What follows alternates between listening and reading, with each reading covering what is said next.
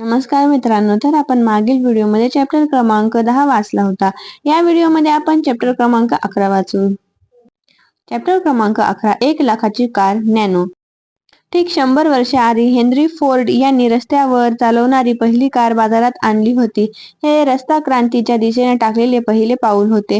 जेव्हा जगातील सर्वात स्वस्त कार घेऊन रतन टाटा स्वतः दिल्लीत प्रगती मैदानावर आयोजित ऑटो एक्सपो 2008 मध्ये आले आणि 100 वर्षांनंतर वाहन उत्पादन क्षेत्रात पुन्हा इतिहास रचला गेला. मुळात मोठ्या मालवाहू गाड्यांचे उत्पादक अशी टाटांची बाजारात ओळख होती. त्यामुळे टाटा समूह मोटार कारचे उत्पादन चांगल्या प्रकारे करून मोटार कार्सच्या बाजारात एक मोठा स्पर्धक म्हणून उभा राहू शकेल अशी मोटार उद्योगातील अनेकांना खात्री वाटत नव्हती. टाटा सुमो आणि इंडिका या मोटार कार्सचे उत्पादन करून टाटाने आपण केवळ मालवाहू मोटार गाड्यांचेच उत्पादक नसल्याचे मोटार उद्योग जगाला दाखवून दिले. टाटा मोटर्सला मिळालेले हे यश टाटा समूहाने प्रत्येक उत्पादनाची गुणवत्ता जपण्यासाठी केलेले प्रयत्न आणि टाटा समूहाने निर्माण केलेली विश्वासार्हता यांचा परिपाक होता. टाटा समूहाचे प्रमुख असलेले रतन टाटा यांच्या डोक्यात मात्र वेगळीच कल्पना घोळत होती. साधारणपणे 40 ते 60-70 हजार रुपये किमतीच्या दरम्यान असलेल्या 2 चाकी गाड्या आणि 2-2.5 लाखांच्या दरम्यान किंमत असलेल्या मोटार गाड्या यांच्या दरम्यान सर्वसामान्य ग्राहकांसाठी कोणत्याही प्रवासी वाहनाची सोय उपलब्ध नव्हती. साधारणपणे या गटासाठी एखादे प्रवासी वाहन तयार केल्यास त्याला बाजारपेठेतून खूप चांगला प्रतिसाद मिळेल ही बाब रतन टाटा यांनी हेरली. सध्या बाजारात असलेल्या 4 चाकी गाड्या आणि 2 चाकी गाड्या यांच्यामधील एक पर्याय हवा या कल्पनेतून नॅनो कारचा जन्म झाला. गरज नॅनोची. गेल्या काही वर्षात विशेषतः देशाने खुल्या आर्थिक धोरणाचा स्वीकार केल्यानंतर देशातील एकूणच 2 चाकी गाड्यांची विक्री आणि उत्पादन वाढले आहे. एक सर्वसाधारण आणि सामान्य कुटुंबासाठी उपयुक्त प्रवासी वाहन म्हणून 2 चाकी गाड्यांची लोकप्रियता मिळविली असली तरीही एक कुटुंबाची सर्व प्रकारची प्रवासी गरज भागविण्यास दुचाकी गाड्या पुरेशा नव्हत्या. पती पत्नी दोघे आणि 2 मुले अशा एकूण 4 जणांना दुचाकी गाडीवरून प्रवास करताना कसरत करावी लागते. एक मूल स्कूटरच्या मधल्या पॅसेजमध्ये उभे राहते किंवा चक्क पेट्रोलच्या टाकीवर बसते, तर दुसऱ्या मुलाला मांडीवर घेऊन मागे बसलेल्या पत्नीला तोल सावरण्याची कसरत करावी लागते. दुसरीकडे गर्दीच्या रस्त्यावरून दुचाकी वाहन चालविताना पतीलाही कसरत करावी लागते. सर्वात महत्त्वाची बाब म्हणजे अशा प्रकारच्या प्रवासात सुरक्षिततेची खूप मोठी जोखीम स्वीकारावी लागते. विशेष म्हणजे अशा प्रकारे कुटुंबाला घेऊन लांब पल्ल्याचा प्रवास करणे शक्य होत नाही. अशा कुटुंबाची गरज भागविण्याच्या कल्पनेतून छोट्या कारचा जन्म झाला. 2 चाकी गाडी वापरणाऱ्या कुटुंबीयांना सोयीची होईल आणि आर्थिकदृष्ट्या त्याला परवडू शकेल अशी मोटार कार रतन टाटा यांना तयार करायची होती. मुख्य म्हणजे ती सर्वार्थाने कारच असायला हवी अशी रतन टाटा यांची इच्छा होती. म्हणजे स्कूटरच्या किंवा कोणत्याही 2 चाकी वाहनांना आणखी 2 चाके जोडून आणि वर छत करून 4 चाकी गाडी तयार करणे सहज शक्य होते. परदेशात काही मोटार उत्पादक कंपन्यांनी अशा प्रकारचे प्रयत्न करून पाहिले होते, पण त्यांना योग्य तो प्रतिसाद मिळाला नव्हता. याचे महत्त्वाचे कारण म्हणजे 4 चाकी वाहनांना असलेली सामाजिक प्रतिष्ठा. शेवटी 4 चाकी वाहन घेण्यामागे एक प्रतिष्ठा असते. साधारण मध्यमवर्गीय कुटुंबाला ही प्रतिष्ठा मिळवून देण्याचा चंग रतन टाटा यांनी बांधला. त्यामुळे सध्याच्या मार्केटमध्ये उपलब्ध असलेल्या गाड्यांचा विचार केला तर किमतीच्या दृष्टीने त्यांच्या निम्म्यात असणारी परंतु 4 चाकी गाडीच्या प्रतिष्ठेसह सर्व वैशिष्ट्ये जपणारी गाडी रतन टाटा यांना उत्पादित करायची होती. 1 लाखाची गाडी.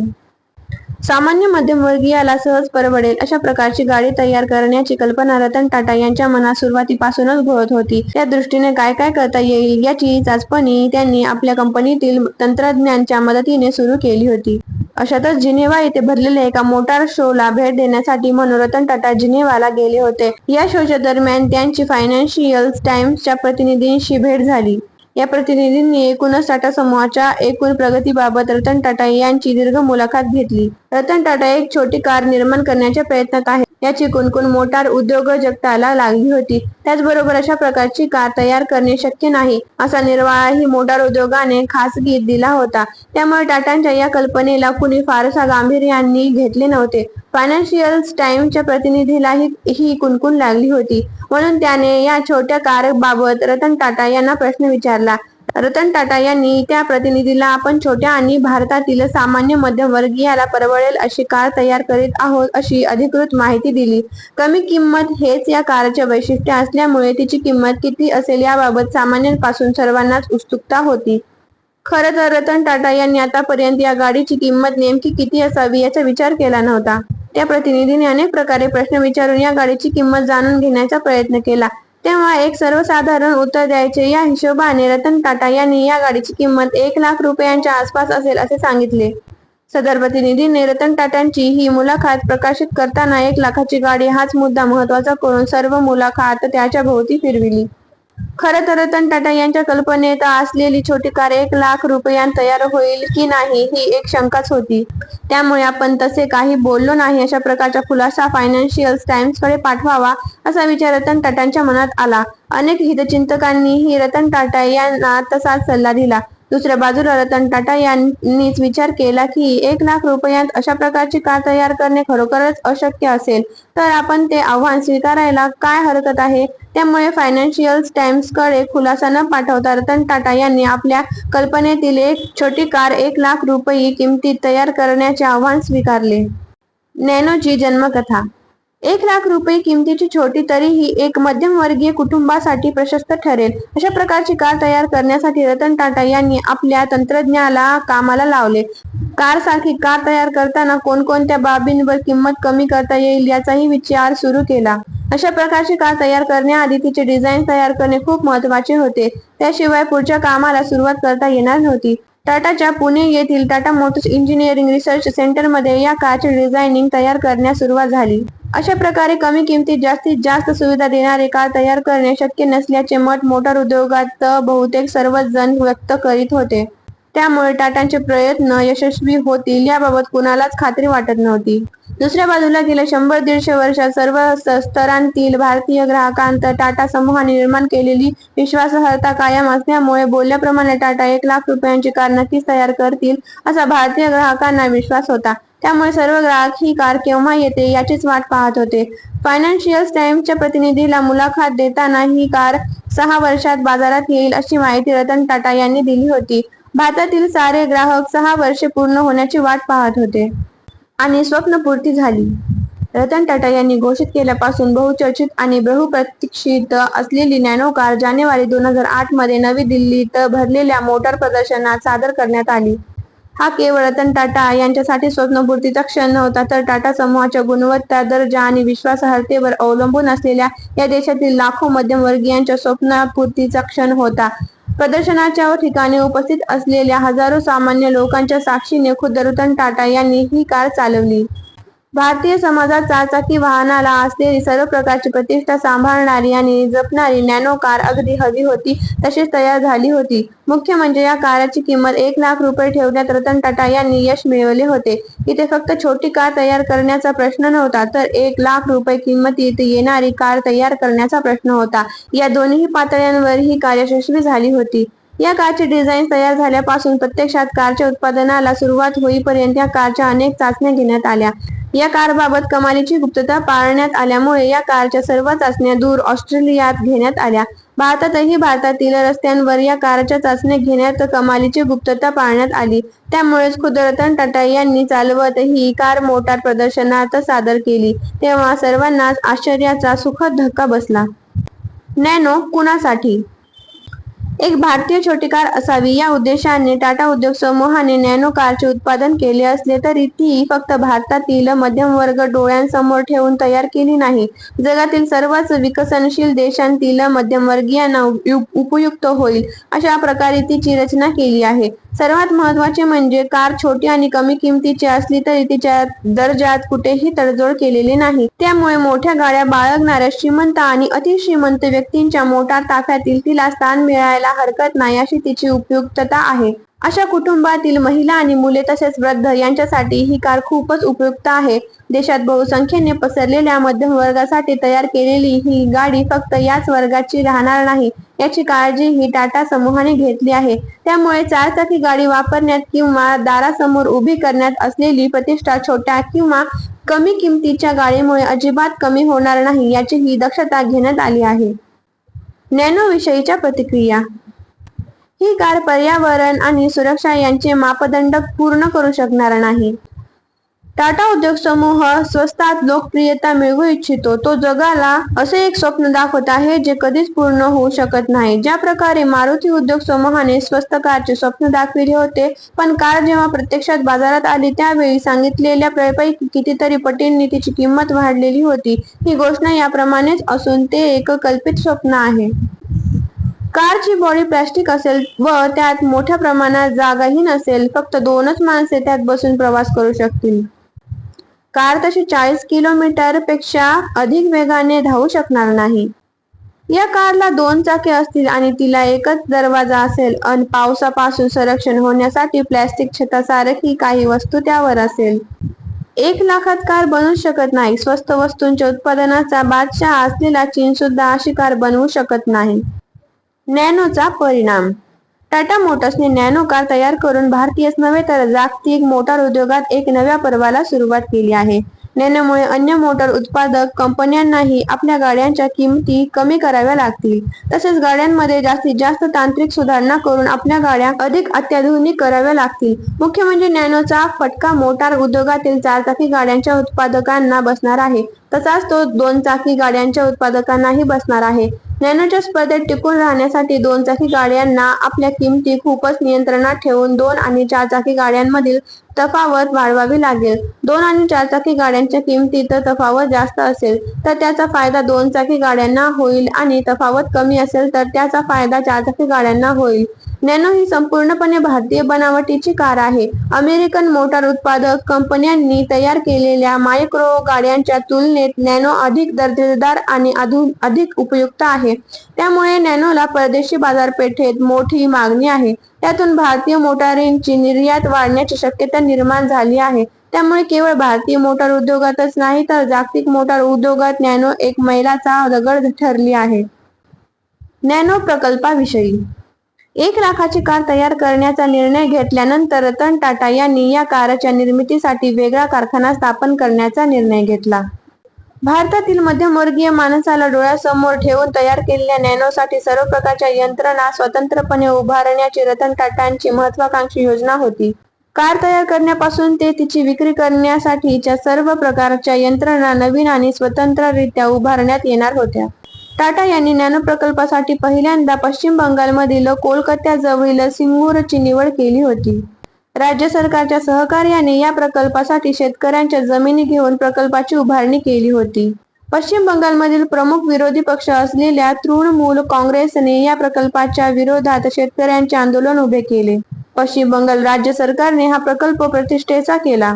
त्यामुळे सिंगूर प्रकल्पामुळे पश्चिम बंगालमध्ये आंदोलन चिघळले. हे आंदोलन चिघळून टाकण्यासाठी राज्य सरकारने बळाचा वापर केल्यामुळे परिस्थिती अधिकच नियंत्रणाबाहेर गेली. राज्य विधिमंडळाच्या बरोबरीने देशाच्या संसदेतही या प्रश्नावर खूप मोठी चर्चा झाली. अखेर टाटा उद्योग समूहाने शेतकऱ्यांच्या जमिनी शेतकऱ्यांना परत देत हा प्रकल्प अन्यत्र हलविण्याचा निर्णय घेतला. पश्चिम बंगालमधून नॅनो प्रकल्प स्थलांतरित होणार हे नक्की झाल्यावर हा प्रकल्प आपल्या राज्यात यावा यासाठी महाराष्ट्र, कर्नाटक आणि गुजरात सरकार प्रयत्नशील झाले.